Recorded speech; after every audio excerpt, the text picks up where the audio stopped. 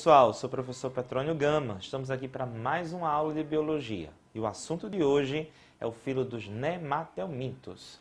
Pega o caderno, o lápis e vamos estudar.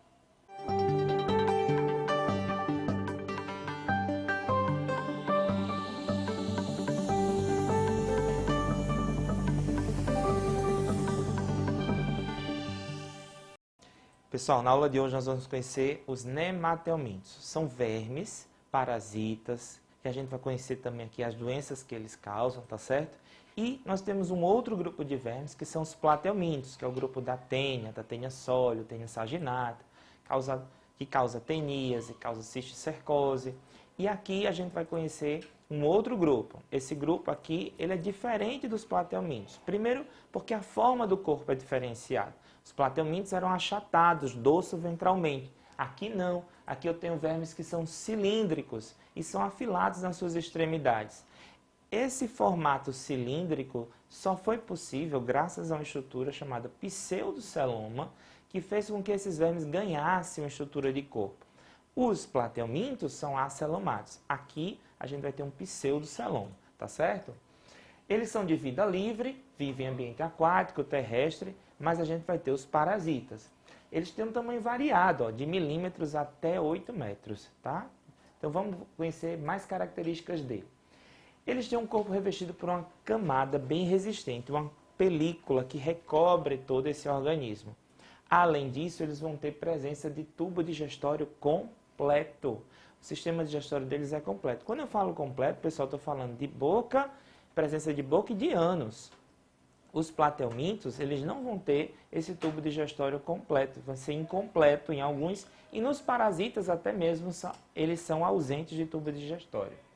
O que mais eles têm? Esse grupo aqui agora são dioicos, ou seja, eu tenho macho e tenho fêmea, e tem um processo de dimorfismo sexual. Geralmente a fêmea, olha, ela é um pouquinho maior do que o macho, tá certo? Lá nos platelmintos a gente tem alguns organismos que eram hermafroditas, ou seja, eles conseguiam fazer o processo de autofecundação. Dentro do próprio organismo eu tenho um aparelho reprodutor masculino e feminino e ali eles fazem essa fecundação. Aqui não. Então um desses organismos que a gente tem aqui é o Ascaris lumbricoides, famosa lombriga. E como é que eu adquiro a doença ascaridíase, né? Como é que eu fico doente através desse verme? Então, para eu me contaminar com Ascaris lumbricoides, pessoal, eu tenho que ingerir o ovo desse verme. Tá? Então, eles dois lá, o macho e a fêmea, conseguiram fazer o seu processo de reprodução, liberaram ovos através de uma pessoa que estava doente. Essa criatura depositou esses ovos através da fezes em água, em material que pode servir de alimento, ele não tem condições de higiene necessárias, então ele defecou em locais inapropriados e, ao utilizar da água, ou utilizar de alimentos que estejam contaminados com os ovos desse verme, aí ele vai fazer o quê? Olha só o que é que acontece, pessoal. O ovo entra pelo nosso aparelho digestório, vai chegar lá no nosso intestino, esse ovo se quebra, se transforma na larva. A larva penetra na nossa corrente sanguínea. Essa larva começa a subir por alguns órgãos nossos, vai passar pelo fígado, entra pelo pulmão, sobe até o esôfago, a larva. A gente começa a dar uma tossida, aí o que acontece? A larva não sai, ela volta, ela faz um processo de retorno até o nosso intestino novamente. E aí ele se transforma no verme adulto. E nesse processo de transformar-se no adulto, ele dá origem aí tanto ao macho quanto à fêmea, e eles se acasalam, produzem ovos, e esses ovos vão ser liberados pelas nossas fezes. E aí uma outra pessoa que não estava contaminada, ao ingerir água ou alimento contaminado, vai passar pelo mesmo processo, ok? Então esse é o ciclo da Ascaris lumbricoides. O que é que eu tenho que fazer para evitar essa doença?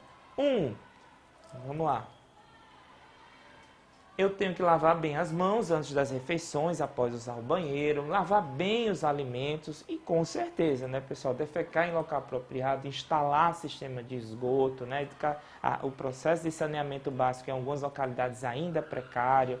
ou então fazermos atos de educação sanitária, de consciência das pessoas, de terem essa postura diferenciada, para que a gente tenha quanto mais higiene, melhor, ok?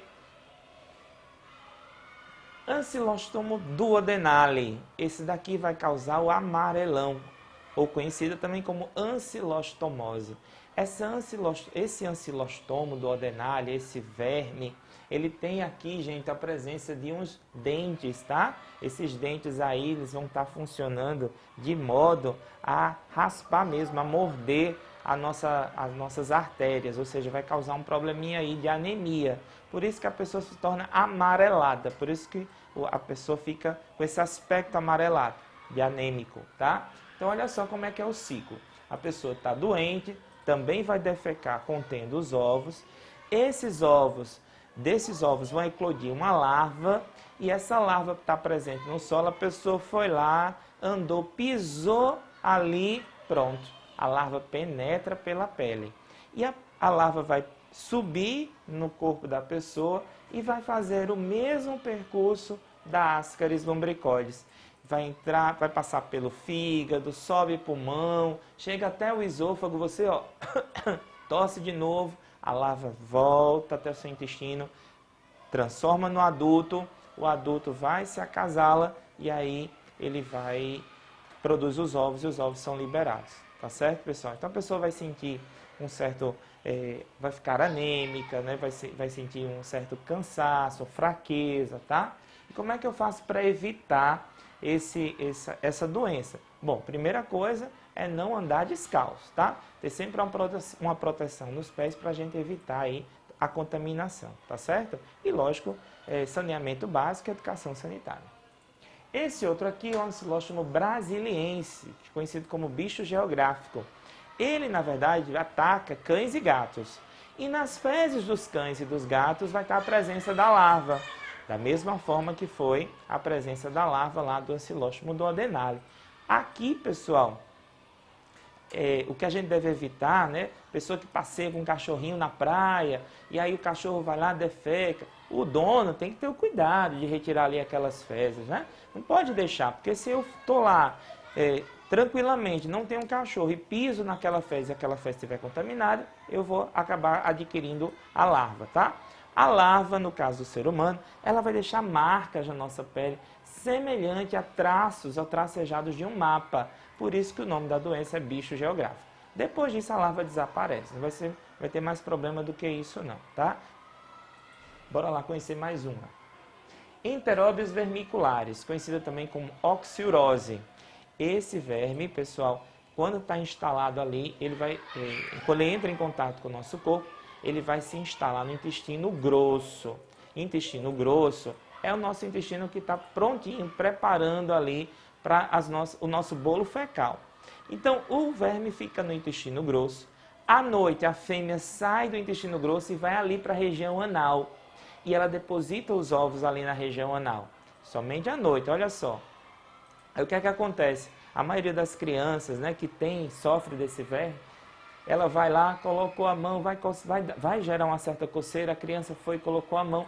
E se ela não tiver higiene, se ela não tiver o cuidado de lavar as mãos, né, porque o ovo pode ficar ali na unha da criança, e se por acaso ela colocar a mãozinha dela na boca, ela vai se contaminar com o ovo, e aí o ovo vai descer por todo o nosso trato digestório até se instalar no intestino grosso novamente. Ok, pessoal? Então, os cuidados é higiene básica, principalmente com criança, né? Usou o banheiro, defecou, lavou as mãos e tudo certo, ok? Mais uma. Wuchereria bancroft. Essa daqui é conhecida pela doença chamada elefantíase ou filariose. E nessa doença a gente tem agora um vetor. Eu não tenho mais contato direto. Quem vai me contaminar é um mosquito do gênero Culex. Ele vai fazer o seguinte, ele vai picar uma pessoa que está com a larva do verme, e aí ele vai atrás de uma pessoa que não esteja contaminada, e através do processo da picada a larva passa. E essa larva vai se instalar nos nossos vasos linfáticos. Vasos linfáticos que a gente tem uma maior concentração deles nos nossos membros inferiores. E aí, perna, fica completamente inchada porque o verme, ele começa a ficar ali, ó, vai se instalando ali, vai crescendo, vai se desenvolvendo e produzindo ovos, e aí o mosquito já, quando for picar, ele já vai coletar as larvas, ok? Olha aí algumas fotinhas para a gente mostrar um pouquinho da elefantíase, esse aspecto, né, de inchaço dos membros inferiores, tá certo? Aqui a gente mostra o mapa, mostrando mais ou menos a distribuição da filariose. Existe aqui alguns pontos do nosso Brasil. E para a gente ver se a gente entendeu mesmo tudo bem direitinho, vamos fazer só uma questãozinha. Então, conhecemos todas as verminoses causadas por nematóides, tá? A filariose linfática, também conhecida como elefantíase, tem grande importância na África. Foi uma doença muito prevalente no Brasil, mas hoje encontra-se restrita a alguns focos persistentes no Pará, Pernambuco, Alagoas. Assinala a alternativa verdadeira sobre essa doença. Ela tem como agente etiológico o Necator americanus? Não. O agente etiológico dela é o Escherichia bancroft, ok? Os vermes adultos se instalam no intestino delgado? Não, vão se instalar nos vasos linfáticos. As larvas infectantes penetram pela pele dos membros inferiores? Não, a gente tem um vetor. Quem é o vetor? O mosquito. Tem como principal vetor o Culex, popularmente conhecido, chamado de muriçoca? Sim, é ele mesmo. Então, alternativa correta, letra D. Pessoal, espero que você tenha entendido. Se você quiser ver, rever, curtir, comentar, compartilhar, fique à vontade. É só acessar colégiointerativo.com.br e aguardem ver aí muito mais aula para você.